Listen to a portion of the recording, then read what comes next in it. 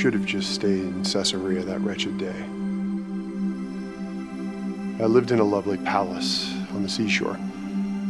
The city was prosperous. It wasn't Rome, but my life was peaceful. Have you ever been interrupted while in the middle of a deep sleep? Perhaps you acted irrationally before you could fully wake up.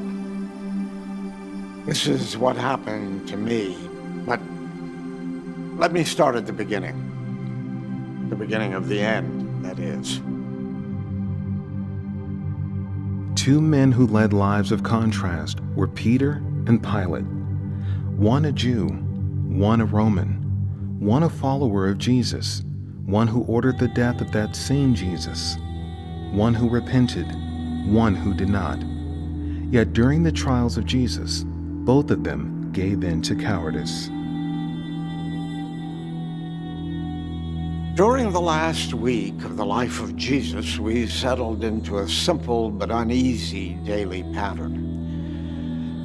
We spent the night on the Mount of Olives just outside the walls of Jerusalem, and the next morning we crossed the Kidron Valley, climbed up the Temple Mount, and entered the temple grounds.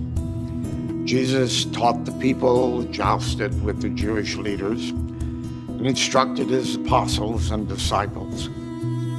As the day ended, we returned to the Mount of Olives. We knew that the Jewish leaders were dangerous, but we did not know Satan had entered Judas Iscariot, one of us. He slipped away and went to the chief priests and temple guards to talk to them about betraying Jesus to them when the crowds were not present. They paid Judas 30 pieces of silver in advance for his treachery. Why 30 pieces of silver, which wasn't a lot of money? Possibly to fulfill a prophetical passage in the book of Zechariah. Possibly because that's all Judas demanded. He bargained away the most precious life ever lived for pittance. The day of unleavened bread came, and this was the day during the Passover festival when the Passover lamb was to be sacrificed. I guess I was expecting Judas to make preparations since he was our treasurer, but Jesus turned to John and me and told us to go make preparations. He gave us detailed instructions instead of his typical vague inferences. His instructions started with, "As you enter the city, a man carrying a jar of water will meet you." Well, I was immediately taken aback. I had been with Jesus for a week and knew that he had not had the opportunity to make complex plans. The odds of seeing a man carrying a jar of water were small. Men didn't typically do this type of work. John and I found things exactly as Jesus said. We met the man, followed him into a house, and asked the owner of the house where the teacher could eat the Passover feast with his disciples. The owner showed us a furnished room upstairs, and we prepared for the Passover. Well, many of your scholars believe that the owner of the house was the mother of John Mark, since Christians would soon meet in her house on a regular basis. When the appropriate hour came, we apostles and Jesus reclined around the table for Passover like we'd done every year of our lives. But the meal did not go as we expected.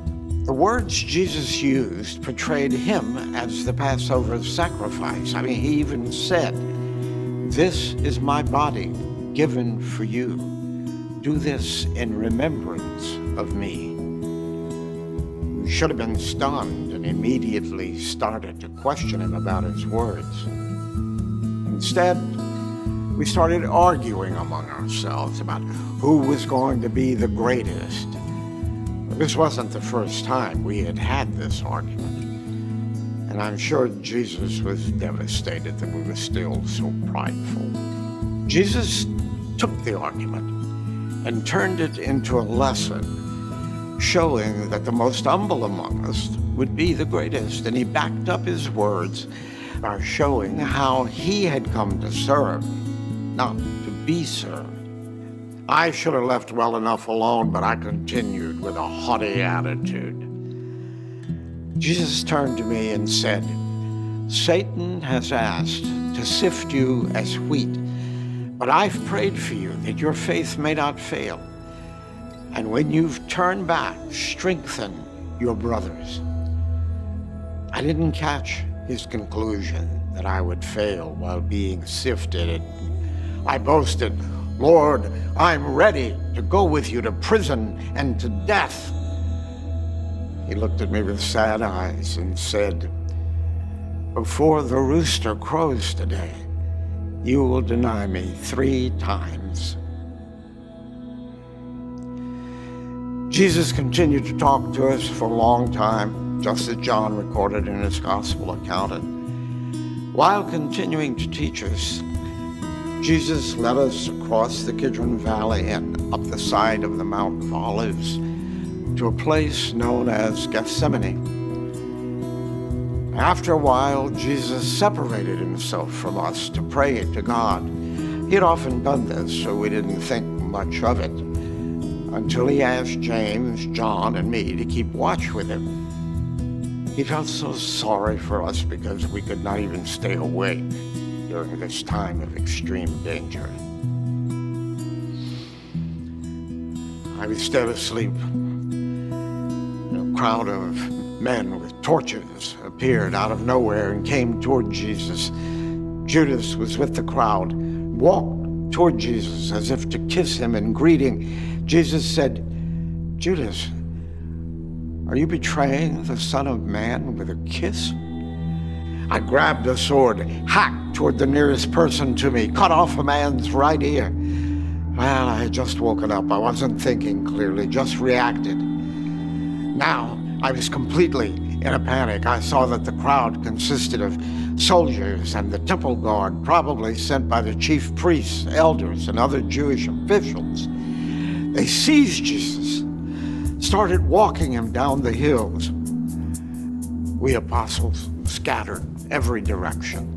From my vantage point, I could see that the torches were headed toward the house of the high priest. I stumbled down the path in the dark, able to stay a short distance from the crowd. As they went into the house, I came from the backside, and I sat near the fire in the courtyard, trying hard to keep my face hidden. Then this girl came up to me. This man was also with him. It was a servant girl accusing me of being a follower of Jesus.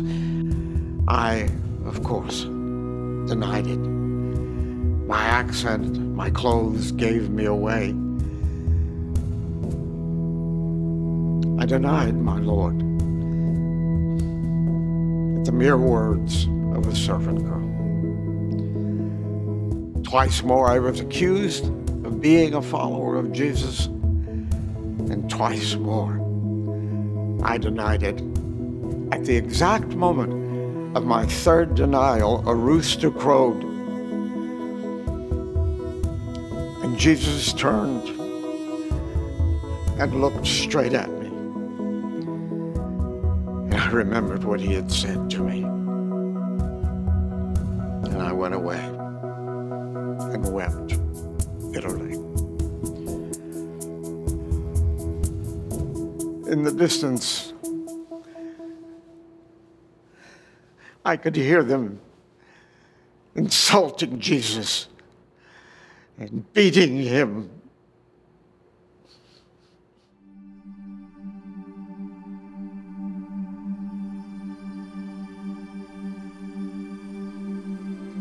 Why didn't I just stay in Caesarea that day? I had been prefect of the Roman province of Judea, an area otherwise known as Palestine, or Israel. As a representative of Emperor Tiberius, I was Rome, the eternal city. I had total power and control over the province, even the power of life or death. I took a large group of Roman soldiers and made the 70-mile uphill, dusty trip to Jerusalem and prepared to stay for a few weeks. I had most of the soldiers stay in the Antonia Fortress. It's a military garrison on the northwest corner of the Temple Mount. Now imagine me, deep in sleep after having, well, a little bit too much to drink the night before. My attendant taps on my door. I answered, and he motions for me to step away as to not wake up my wife. He tells me that a group of Jewish leaders are waiting frantically to talk to me. The things that he's saying, they sound odd, but he wants to make sure that we don't unintentionally set off a riot by ignoring them. The leader of the assembled religious brass points to a bloody man and says, "We found this man subverting our nation. He opposes the payment of taxes to Caesar. He claims to be a Messiah, king." Now, at this point, I didn't really care about what they had to say. The man that they were pointing to was so badly beaten and clearly posed no threat to me or the empire. The charges weren't even worthy of my time. So I sarcastically asked the poor man, "Are you the king of the Jews?" I knew that Herod was the king of the Jews. "You have said so," the man replied. Not a bad answer if I don't say so myself. I just laughed, and I announced to the crowd, "I find no basis for any charge against this man." I turned to leave the crowd, and that's when the leader was frantically scrambling to find another charge. He stirs up the people all over Judea by his teaching. He started in Galilee and has come all the way here. Now the leader thought he got my attention by insinuating that this poor wretch might be causing some kind of an insurrection, but he got my attention in a whole nother way instead. He mentioned that the man was from Galilee, which meant that he was under the authority of Herod. Conveniently, Herod was only a few hundred yards away. Herod would have to deal with a problem that had no good solution. He was either going to break Roman laws or disappoint Jewish leaders and possibly cause a riot. Either way, I wanted to make Herod's life miserable. He was a pathetic, sad little man, and we were bitter enemies. He was an easy choice for me. So I sent the crowd and their wretched prisoner to Herod, and I headed back to sleep. Now, imagine my surprise when a few hours later when the crowd appeared and demanded to see me again. What had happened? I asked my assistant, and he gave me the short version. Apparently, Herod was actually happy to see this man because he had heard of him and wanted to see him perform some great miracle. When the man just stood there, Herod eventually tired of his silence and had his soldiers ridicule him, beat him to a pulp, and dress him in a purple robe that signified his supposed royalty.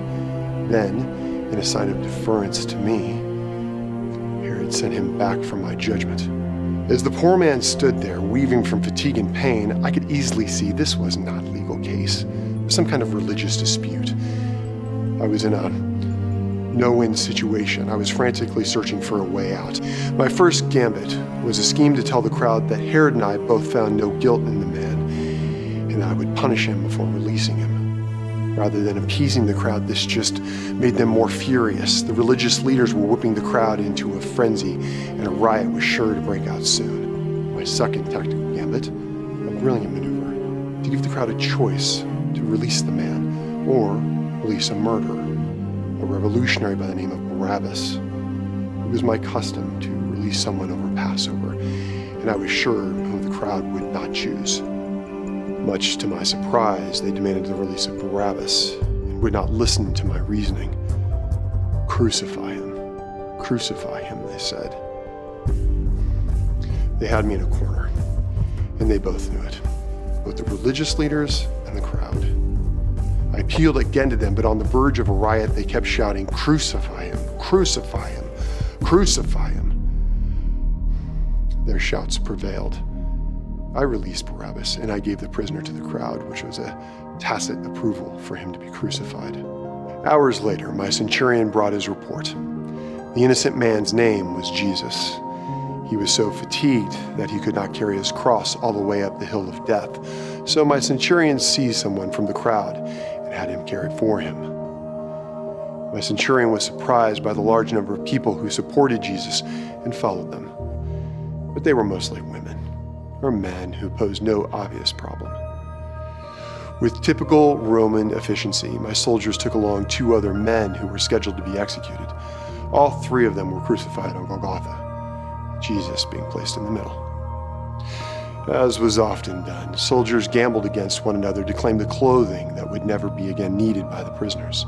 I had a notice placed above Jesus that said, "This is the King of the Jews."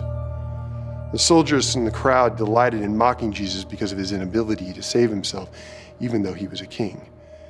The only one in the crowd who treated him with respect, one of the other crucified prisoners.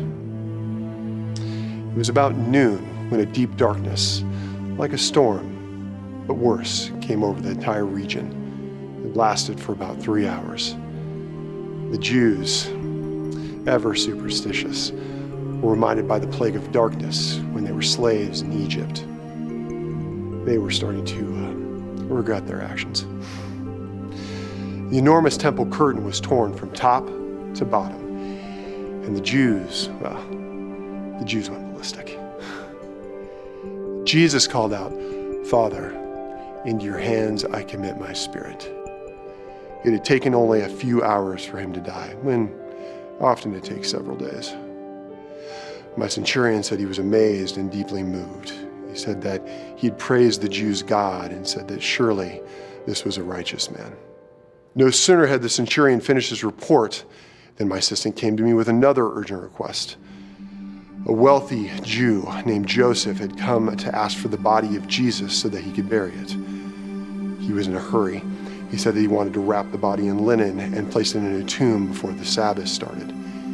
Quite honestly, I was thrilled to have this unexpected request. Usually we Romans would leave crucified bodies in place for a long time. It's a powerful reminder. However, since this Jesus had so many followers, I didn't want the body to be a motivation for them to unite or to rebel or to make some secret martyr of him. Having the body disappear was a good solution to a potential problem. So I granted Joseph permission, and that was the end of the matter. At least, it was as far as I expected. As it turned out, the end was only the beginning.